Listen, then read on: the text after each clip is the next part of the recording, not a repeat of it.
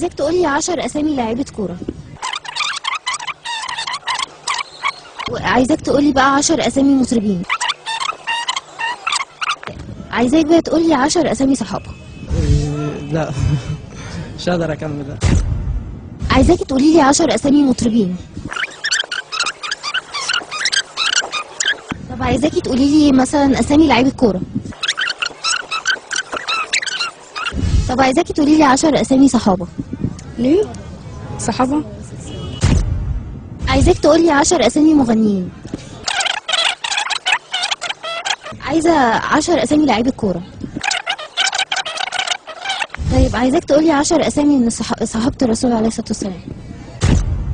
عايزة اعرف منك 10 اسامي مطربين. عايزة 10 اسامي لعيبة كورة.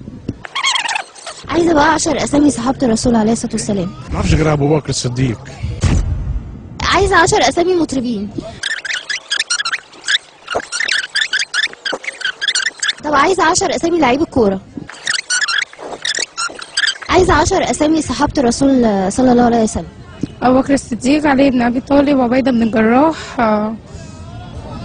مش فاكرة قوي. عايزاك تقولي 10 اسامي لعيبة كورة. عايزة 10 اسامي مطربين بقى.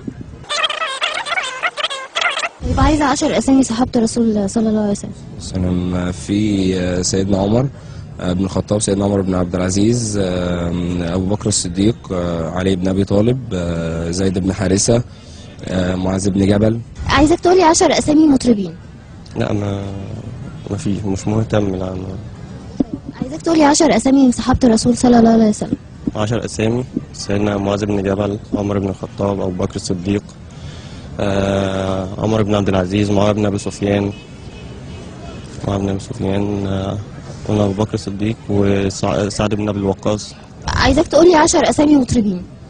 لا انا للاسف ما اعرفش مطربين، لا ما بسمعش اغاني اصلا يعني. عايزاك تقولي 10 اسامي صحابة الرسول عليه الصلاة والسلام.